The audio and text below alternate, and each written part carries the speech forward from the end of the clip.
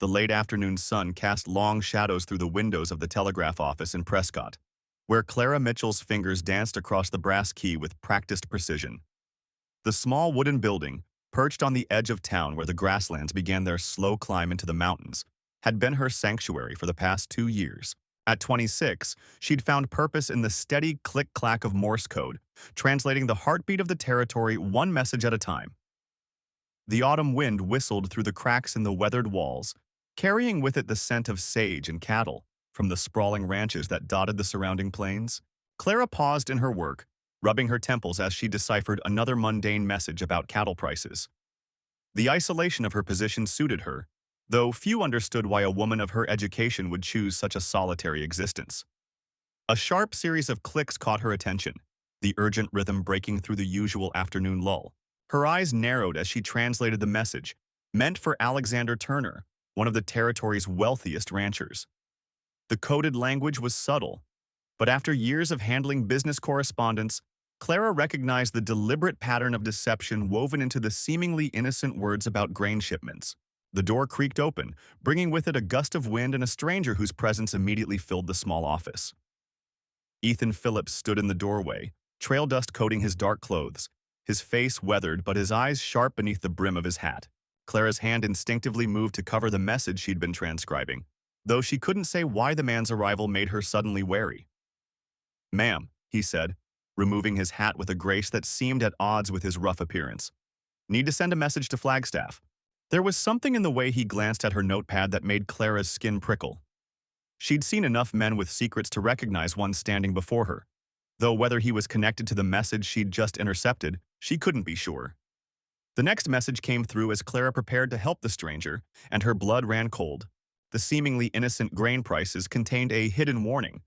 Anyone interfering with the operation would be permanently silenced. She maintained her composure, though her heart hammered against her ribs.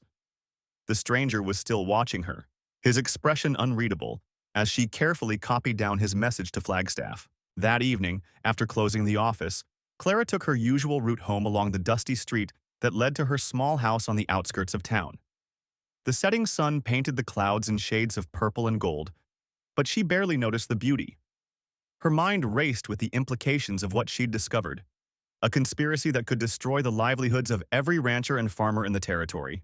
She spotted Helen Turner, Alexander's wife, outside the general store, engaged in conversation with Frances Roberts, the banker's wife. The two women's animated discussion about the upcoming harvest festival seemed surreal against the weight of what Clara now knew. Their husbands' names had appeared in the coded messages, though she wasn't yet sure if they were victims or conspirators. The sound of hoofbeats made her turn, and she saw Ethan Phillips riding slowly past, his eyes meeting hers for a brief moment. Later that night, as she sat at her kitchen table reviewing her copies of the day's messages, she heard movement outside her window. The shadow that passed across her curtain was too deliberate to be casual, and Clara's hand trembled as she reached for the small revolver in her desk drawer. A knock at her door nearly made her drop the gun. "Miss Mitchell," Ethan Phillips's voice came through the wood, quiet but urgent. "I know what you saw in those messages today, and I know what's coming. You need to decide right now if you trust me, because in about 5 minutes, some very dangerous men are going to arrive with plans to ensure your silence." Clara stood frozen, the weight of the revolver in her hand suddenly inadequate against the magnitude of the choice before her. Through the thin curtains, she could see multiple riders approaching from the direction of the Turner Ranch. The soft glow of their lanterns bobbed like malevolent fireflies in the gathering darkness. Ethan Phillips remained at her door, waiting, while Clara's mind raced through her options. The man could be leading her into a trap, or he might be her only chance at survival. The approaching riders were close enough now that she could hear their horses' hooves on the packed earth of the road. Clara made her decision as the first shots shattered her front window. She yanked open the door to find Ethan Phillips already moving, his body blocking hers as he pulled her toward where his horse waited in the shadows. Behind them, voices shouted orders to burn the house and find the woman. As they galloped away from Prescott, Clara clutched the saddlebag containing her copied messages, knowing she'd just become entangled in something far more dangerous than she'd ever imagined. The moon cast silver ribbons across the desert scrubland as Clara and Ethan rode hard toward the north, the lights of Prescott fading behind them like dying embers. The night air bit cold against Clara's face, and her hands, accustomed to the delicate work of the telegraph key, ached from gripping the saddle horn. She studied her companion's rigid back, wondering what secrets lay beneath his weathered exterior. The copied messages in her saddlebag felt like they were burning through the leather, each intercepted word now a burden that could cost them both their lives. They rode until Ethan's horse began to show signs of fatigue, its proud head drooping as they climbed into rocky terrain dotted with scraggly juniper trees. Clara's own mount, borrowed from Ethan's string, was equally spent. When they finally stopped at a sheltered hollow, the first hints of dawn were beginning to bleach the eastern sky. "There's a line shack about 2 miles ahead," Ethan said, his voice rough from the dusty ride. "Belongs to the Circle H Ranch. Owner's a friend, Alexander Hayes. We can rest there while I figure out our next move." He helped Clara dismount, his calloused hands gentle despite their strength. The contrast between his careful touch and the violence they'd fled made her head spin. Inside the crude shelter, Clara sank onto a rough-hewn bench while Ethan lit a small fire in the pot-bellied stove. The familiar scent of coffee soon filled the cramped space, momentarily masking the musty odor of disuse. As Clara warmed her hands around the tin cup he offered, she studied the mysterious man who'd appeared just in time to save her life. "Those weren't just common rustlers back there," she said, watching his face for any reaction. "The messages I copied, they're from Benjamin Turner himself. He's working with bankers in Globe and Flagstaff to manipulate grain prices across the territory. They're planning to buy up failing ranches for pennies on the dollar when people can't afford to feed their stock this winter." Ethan's expression darkened as he leaned against the rough-hewn wall. "Turner's been trying to expand his holdings for years. Man's got more ambition than conscience." He paused, choosing his words carefully. "But you should know. I used to ride with his outfit. Did things I'm not proud of, until I saw what he was really about." Clara felt her muscles tense, but something in Ethan's eyes, a mixture of regret and determination, kept her from bolting. "Why did you help me then?" she asked, her voice barely above a whisper.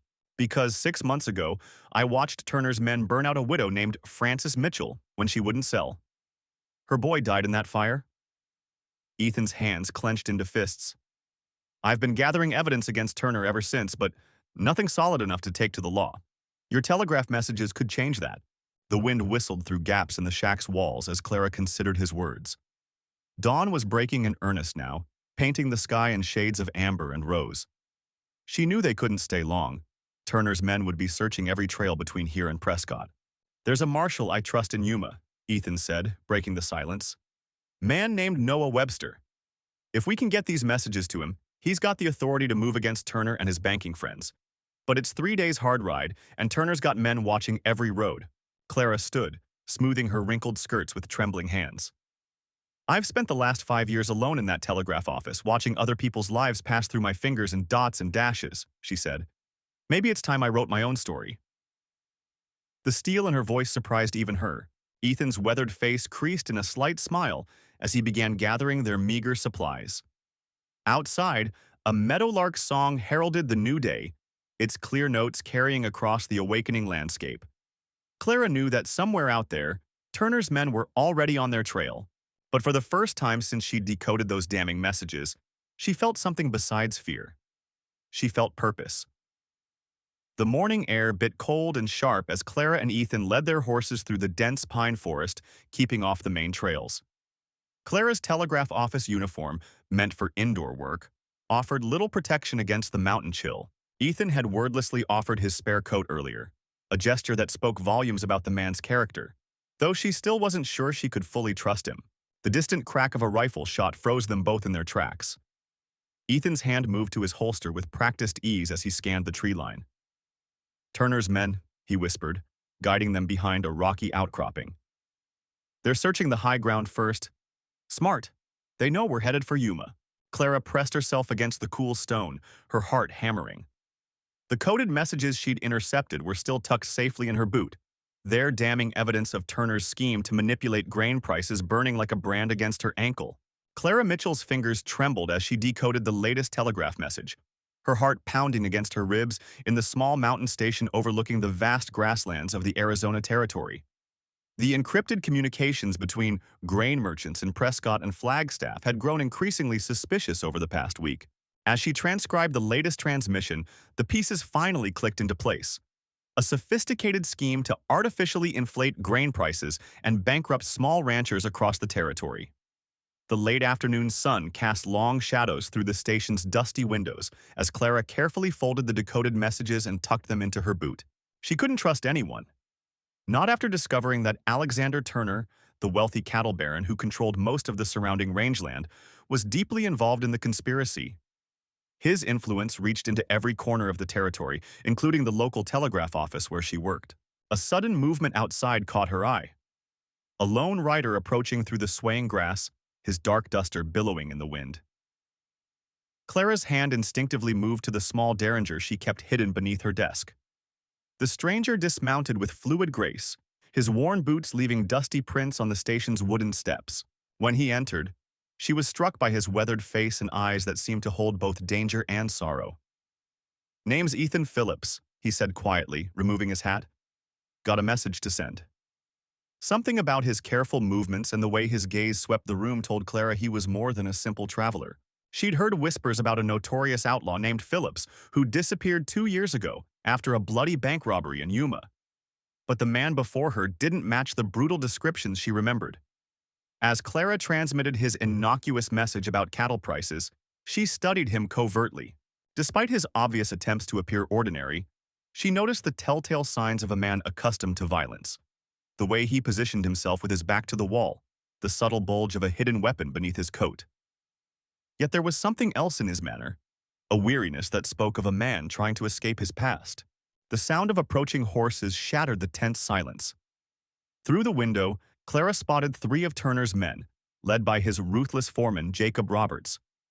Her hands grew cold. They couldn't possibly know she'd decoded their messages, unless... Her eyes darted to the stranger, wondering if he was somehow involved, but Ethan Phillips was already moving, pushing her toward the back door. "They're not here for me," he muttered, drawing his revolver with practiced ease. "Someone's been talking about your interest in certain telegrams." The accusation in his voice was clear, but so was his determination to help. Clara realized she had no choice but to trust him, at least until she could figure out his true motives. The sound of boots on the porch forced their decision. They slipped out the back just as the front door burst open. Clara led them down a steep trail she used to gather herbs. Her skirts hitched up as they scrambled through the underbrush. Behind them, angry shouts and gunfire erupted from the station. Ethan returned fire with careful precision, buying them precious seconds to reach the cover of a deep ravine where his horse waited. The next hours passed in a blur of hard riding across the open range, dust coating their clothes as they pushed the horse to its limits. Clara clung to Ethan's back, her mind racing. The decoded messages in her boot could expose the entire conspiracy, but getting them to honest authorities in Globe would mean crossing 60 miles of Turner-controlled territory. She felt Ethan's muscles tense as riders appeared on a distant ridge. "I know a place," he said, steering them toward a cluster of rocky outcrops. "Old hideout from before." He hesitated, then continued softly. "I'm not that man anymore, but sometimes the past has its uses." Clara nodded against his back, understanding that they were both keeping secrets. As the sun set behind them, she realized their fates had become intertwined in ways neither could have predicted when the day began. They made camp in a hidden canyon, the entrance concealed by years of accumulated brush.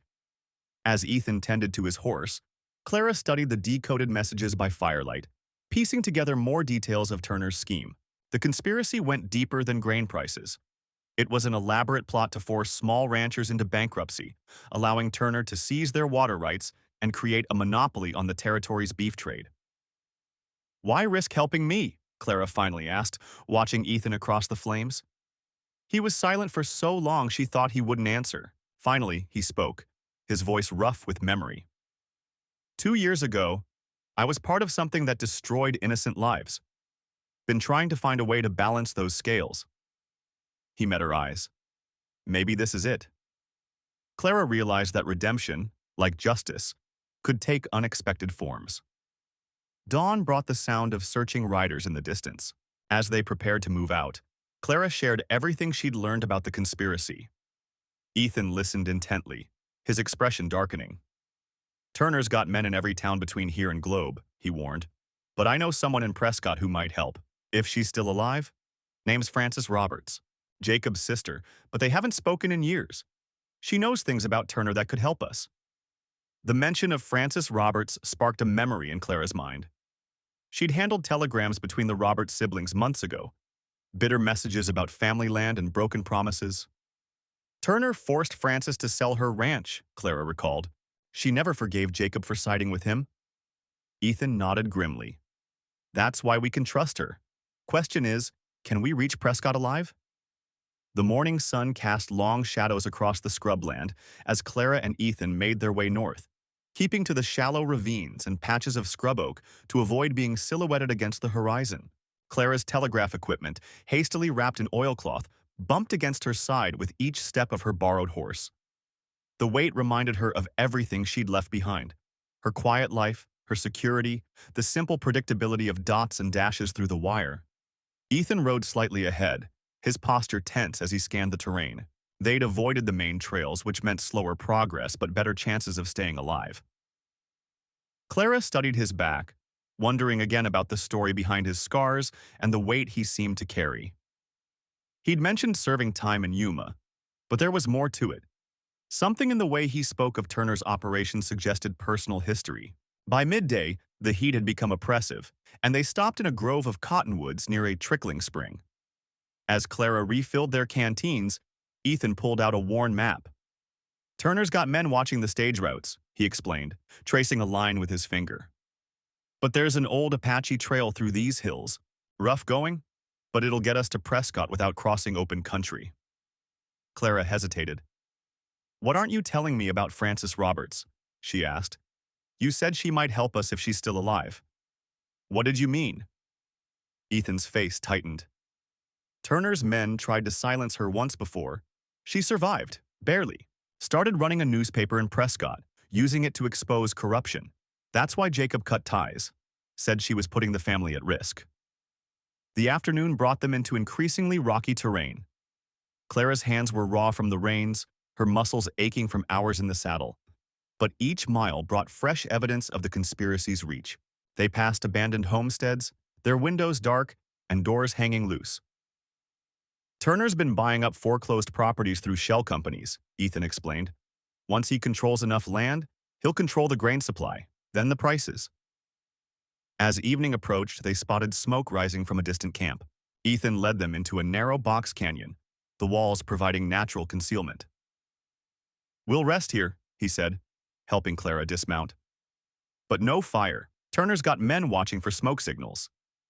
Clara nodded, suppressing a shiver as the desert air cooled. She pulled out the telegram copies she'd managed to save, studying them by the last light of day. These messages, she said softly, they're not just about grain prices. Look at this one from Alexander to Jacob. Operation proceeds as planned. Northern investors secured. They're planning something bigger. Ethan moved closer, reading over her shoulder. His breath was warm against her neck. Turner's always wanted to control the territory's banking system. This could be his play for it. Night settled around them like a heavy blanket.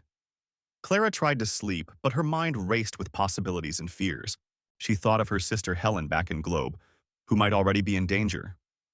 The sound of nocturnal creatures and the whisper of wind through the canyon kept her alert. Beside her, Ethan took first watch, his silhouette barely visible against the star-filled sky. A distant wolf's howl made Clara start. You should try to rest, Ethan said quietly. Tomorrow will be harder. She sat up, wrapping her shawl tighter. Why are you really helping me? She asked. The truth this time. There was a long pause before he answered. Turner killed my brother Benjamin, made it look like a mining accident. But Benjamin had found proof of Turner's first land grab scheme. I was too drunk, too useless to help him then, not this time. The confession hung in the air between them, heavy with implication. Clara understood now why Ethan had been so quick to believe her story, so ready to help. They were both fighting ghosts, hers of what might happen, his of what already had. The night grew deeper, and somewhere in the distance horses moved across the plains, their riders searching for tracks that led nowhere. The late afternoon sun cast long shadows across the plains outside Prescott as Anna Mitchell crouched behind an overturned wagon, her heart pounding against her ribs. The mysterious drifter who called himself Ethan Turner lay beside her, his Winchester trained on the approaching riders. 3 days of running had led to this moment, and the telegraph messages that had started it all now felt like a lifetime ago. 6 of them, Ethan whispered, his voice barely audible above the wind rustling through the prairie grass. Benjamin Phillips is leading them. Anna nodded grimly, recognizing the cattle baron who had orchestrated the grain price manipulation scheme she had uncovered. His pristine black coat and silver-trimmed saddle stood in stark contrast to the rough-looking hired guns who flanked him. The sun-bleached grass stretched endlessly in every direction, offering little cover beyond the meager protection of their impromptu fortress. Anna's fingers brushed against the coded ledger hidden in her bodice, evidence that could expose Philip's entire operation and save countless families from financial ruin. But first, they had to survive the next few minutes. Ethan's past as an outlaw had proven surprisingly useful during their desperate flight from Prescott. He knew every hidden trail and secret waterhole across the territory. More importantly, he understood how men like Phillips thought. "They'll try to flank us," he murmured, shifting his position slightly. "Watch the grass to the east." As if on cue, movement caught Anna's eye. 2 riders attempting to circle wide around their position. She raised her father's old Colt, memories of long afternoons spent target practicing behind the telegraph office, steadying her hand. Ethan had seemed surprised by her marksmanship, but growing up as the only daughter of a widowed station master had required certain practical skills. The first shot came from Phillips's men, the bullet kicking up dust inches from the wagon wheel. Anna returned fire, her shot causing one of the flanking riders to duck low in his saddle. Ethan's Winchester cracked twice in rapid succession, and a horse screamed. The sound echoed across the empty plains, startling a flock of buzzards into flight. "Miss Mitchell," Phillips called out, his cultured voice carrying clearly across the distance. "Be reasonable. Those documents aren't worth dying for. Turn them over, and we can all ride away from this unfortunate situation." The false concern in his tone made Anna's skin crawl. She had seen the results of his reasonable nature in the faces of desperate farmers, forced to sell their land for pennies. Ethan shifted closer, his shoulder brushing against hers. "I've got an idea," he whispered, "but you're not going to like it." His eyes held a familiar glint, the same look he'd had when they'd escaped the ambush in Globe by riding their horses through the burning livery stable. "Remember what I told you about my past? About why I left the Roberts gang?" Anna nodded, understanding dawning. 2 years ago, Ethan had stolen a fortune in Army payroll money, only to return it anonymously when he learned it was meant for veterans' widows. That crisis of conscience had marked the beginning of his attempt at redemption. Now she saw the same determination in his face. "Phillips wants those documents more than anything," Ethan continued, ducking as another bullet splintered the wagon's wooden side. "He's willing to risk everything to get them, so let's give him exactly what he wants." Before Anna could protest, Ethan had torn a page from his notebook and was quickly copying random numbers onto it. The plan was audacious and desperate, exactly the kind of scheme that had made Ethan Turner infamous during his outlaw days. As he explained it, Anna felt her pulse quicken.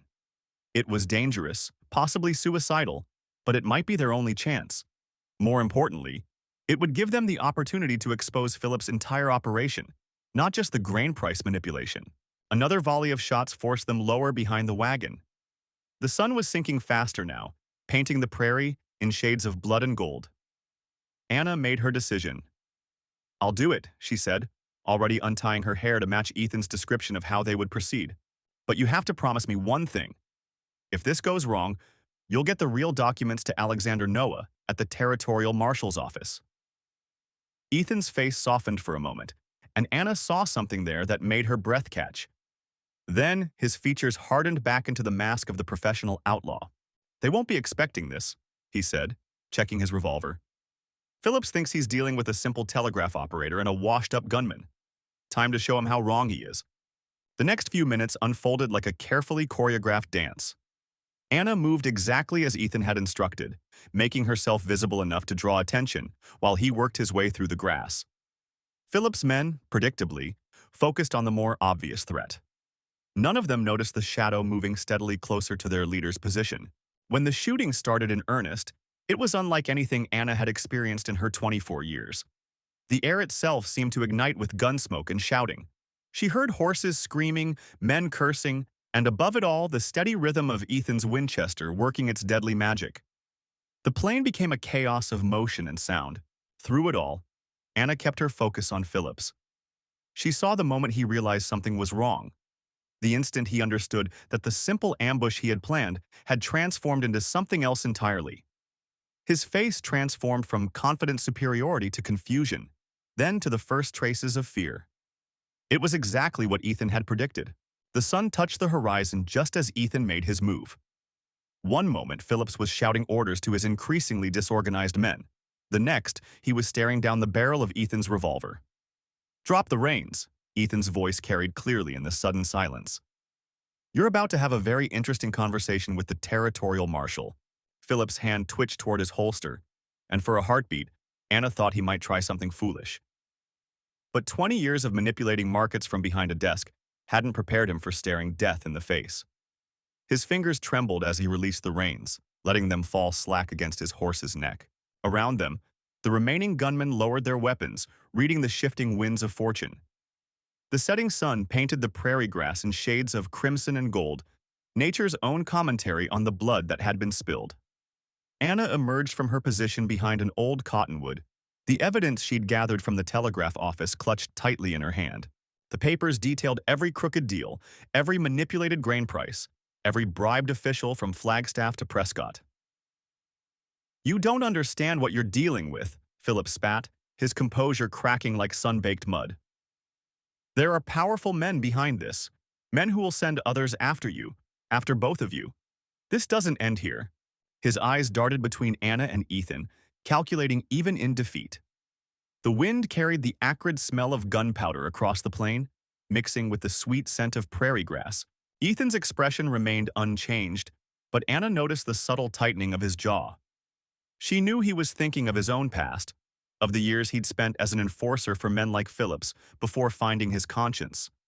"Maybe they will," he replied, voice quiet but carrying across the sudden stillness. "But today, we're dealing with you." The sound of approaching horses drew their attention. Through the golden haze of sunset, Anna recognized the dust-covered forms of Marshal Benjamin and his deputies. They'd gotten her message after all, had been closing in while Ethan kept Phillips distracted.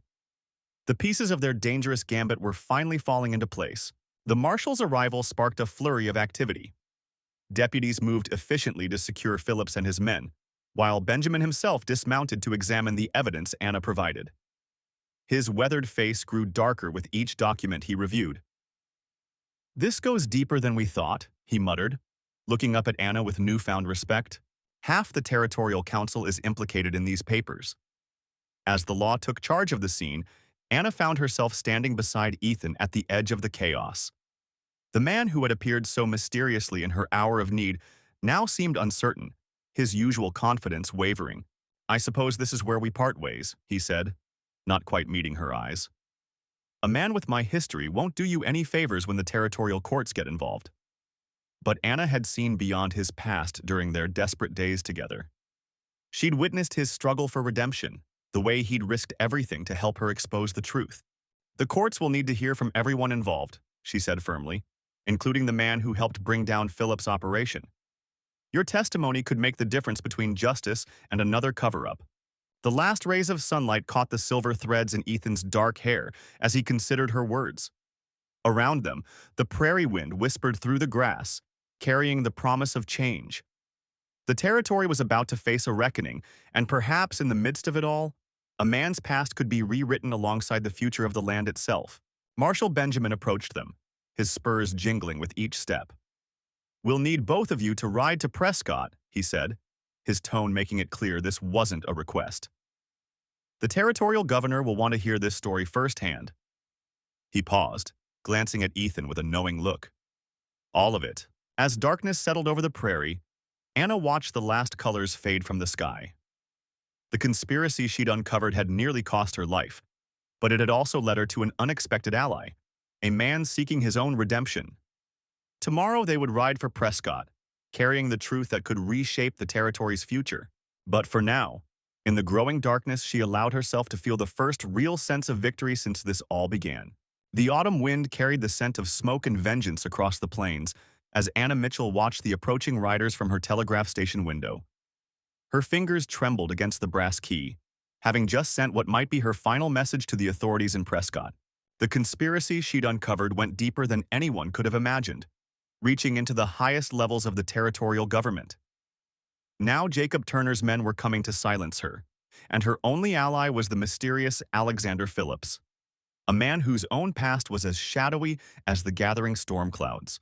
Alexander stood at the window beside her, his weathered face revealing nothing as he checked the ammunition in his Colt. 6 men, he said quietly. Turner's not taking any chances. The former outlaw had appeared at her door 3 days ago, claiming he sought redemption for past sins. Now he was all that stood between her and certain death. Anna wasn't sure if she could trust him, but she had no choice. The evidence she'd gathered over weeks of intercepted messages painted a devastating picture. Turner and his associates had systematically bought up grain futures while spreading false reports of crop failures. When the prices peaked, they planned to sell everything, leaving thousands destitute. The scheme would destroy countless families across the territory, including the small ranchers who relied on affordable feed for their cattle. A rifle shot cracked through the air, splintering the window frame inches from Anna's head. She ducked behind the heavy oak desk, heart pounding as Alexander returned fire. The telegraph key clattered to the floor, silenced mid-message. Outside, Turner's men were spreading out, trying to surround the small station. The setting sun cast long shadows across the prairie grass, perfect cover for killers. "There's a tunnel," Anna whispered, pointing to a trapdoor beneath the worn rug. "The original station operator built it during the Apache raids." Alexander nodded, helping her lift the heavy planks. The earthen passage smelled of damp soil and decades of darkness. As they descended, more shots peppered the station's walls. The conspirators were growing bolder, closing in for the kill. Through the underground darkness they crawled, Anna clutching the precious ledger containing copies of all the incriminating messages. Alexander moved ahead of her, his breathing steady despite the suffocating confines. The tunnel seemed endless, but Anna knew it emerged in a shallow ravine nearly half a mile away. If they could reach her horses without being spotted, they might have a chance. Suddenly, Alexander stopped. "Listen," he whispered. Above them, muffled hoofbeats thundered past. Turner's men searching the perimeter. Anna held her breath, praying the old tunnel's roof would hold. A shower of dirt trickled down as the riders passed, bringing with it memories of all those who had hidden here before, fleeing different dangers in a land that held no mercy for the weak. When they finally emerged into the ravine, the last light was fading from the sky. Anna's horses were still there, pawing nervously at the ground. As they mounted, gunfire erupted from the ridge above. Benjamin Perez, Turner's chief enforcer, had found them. Alexander's return shot caught Perez in the shoulder, sending him tumbling down the rocky slope. The night erupted in chaos as more riders appeared. They rode hard through the darkness, hooves pounding across the open range. Anna clung to her saddle as bullets whizzed past, trusting her horse to find its footing in the treacherous terrain. Alexander led them south, away from the expected route to Prescott. "We'll circle back," he shouted over the wind.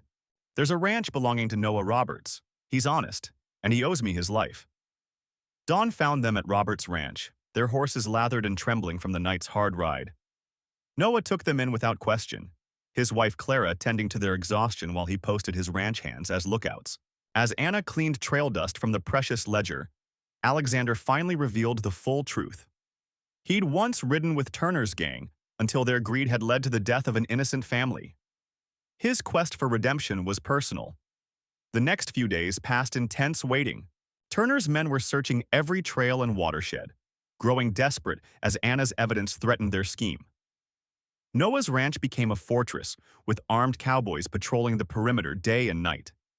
Clara proved to be as skilled with a rifle as she was with healing herbs, her quiet strength a reminder that frontier women were made of steel beneath their gentle exteriors. On the 4th morning, Territorial Marshal Francis Turner arrived with a dozen deputies, Jacob Turner's own sister, determined to see justice done regardless of family ties.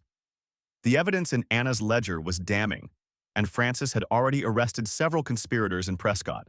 But Jacob Turner himself remained at large, and his desperation made him more dangerous than ever. The final confrontation came at sunset, as Turner led 30 hired guns in an attack on the ranch. The air filled with gun smoke and the thunder of rifles as defenders and attackers clashed in the gathering darkness. Alexander fought like a man possessed, his skill with a gun proving that his outlaw reputation was well earned. Anna found herself beside Clara, both women picking off attackers with deadly accuracy from the ranch house windows. In the end, it was Frances who brought down her own brother. A family tragedy played out against the backdrop of frontier justice. Jacob Turner died as he had lived, defiant and alone, his dreams of wealth and power scattered like dust across the prairie. The conspiracy collapsed, its architects facing prison or the gallows. The territory's economy was saved, though the scars would take years to heal. Anna returned to her telegraph station, rebuilt now and fortified against future threats. Alexander stayed on as a deputy marshal, finding his redemption in service to the law he had once defied. They were married that winter, with Noah and Clara Roberts standing witness. The ceremony was interrupted by an urgent message coming across the telegraph wire. But this time, the news brought only laughter. The first shipment of spring grain had arrived early, and prices were falling to normal levels at last. As years passed, the story of the telegraph operator who saved the territory became legend, told around campfires and in saloons. But few knew the full truth. How love had bloomed in darkness, how redemption had been found in sacrifice, and how justice had finally come to a land where it had long been forgotten. The old tunnel beneath the station was sealed, its secrets buried with the past, while above ground new stories waited to be written in the endless skies of the American West. A year after their wedding, Anna and Alexander's quiet life at the telegraph station was interrupted by an unexpected visitor. Francis Miller, a young operator from Globe, arrived with troubling news. Similar patterns of market manipulation were emerging in the Southern territories. The conspirators they'd exposed had been part of a larger network, one that had gone dormant but was now reawakening. Anna recognized the coded messages Francis showed her. They bore the same cryptic signatures she'd decoded months before. Alexander's face darkened at the revelation. His past connections to the criminal world could prove useful once again, though he'd sworn to leave that life behind. But Anna knew, as she watched her husband study the transcripts by lamplight, that some battles demanded every weapon at their disposal. Together they devised a plan that would require all their combined skills: her ability to intercept and decode messages, his knowledge of the criminal underground, and Francis's network of telegraph operators spanning the territory. Noah, now serving as territorial marshal, coordinated with lawmen across the region, while Clara Roberts used her influence among the merchant class to trace suspicious grain transactions. The investigation led them to discover a sophisticated operation centered in Yuma, where corrupt railroad officials were collaborating with former members of Alexander's old gang to control shipping routes and manipulate commodity prices. As spring turned to summer, Anna found herself training a network of telegraph operators to recognize and decode suspicious messages. Her station became a hub of intelligence gathering, with operators from Prescott to Flagstaff passing information through her carefully constructed web. The skills she'd developed in isolation now served to connect and protect an entire territory of people who depended on honest commerce for their survival. Alexander's redemption was tested when he encountered his former associate Benjamin Drake in a Prescott saloon. The man offered him a share in the new operation, a chance to return to the profitable side of the law. But Alexander thought of Anna, of the life they'd built, of the trust he'd earned from Noah and the community. His response was swift and final. He arrested Drake on the spot, adding another piece to their growing case against the conspiracy. The final confrontation came during a late autumn cattle drive when the conspirators attempted to hijack a massive shipment bound for eastern markets. Anna intercepted the crucial message just in time, allowing Alexander and Noah to organize an ambush. The ensuing battle along the plains outside Flagstaff became known as the Telegraph War, though few understood the months of patient intelligence work that had made the victory possible. In the aftermath, Anna established a school for telegraph operators, teaching not just the technical skills of the trade, but the art of detecting and preventing criminal conspiracies. Her students included both men and women, and her methods became a model for telegraph stations throughout the Western territories. Alexander continued his work as deputy marshal, his past experiences serving to bridge the gap between law enforcement and those seeking redemption. Their original telegraph station was preserved as both a working office and a reminder of how a single point of light in the darkness could illuminate the path to justice. The tunnel beneath, though sealed, remained a symbol of the hidden depths that existed in every story of the West. The secrets, the sacrifices, and the transformative power of choosing right over wrong. Years later, when their daughter Alice learned to tap out her first message on the telegraph key, Anna and Alexander exchanged knowing glances. They had built something far more significant than either had imagined possible that first night when destiny brought them together. A legacy of vigilance, integrity, and the enduring belief that even in the wildest territories, justice could take root and flourish if given the chance to grow. The plains stretched endless and eternal around their station, but the landscape had changed in subtle ways. Where once there had been isolation, now there were connections. Lines of communication stretching like silver threads across the territory, each one monitored by operators trained to recognize the difference between honest commerce and criminal conspiracy. And in the quiet hours of the night, when the telegraph key fell silent, Anna and Alexander would sit together on their porch, watching the stars wheel overhead, knowing they had helped write a new chapter in the story of the American West.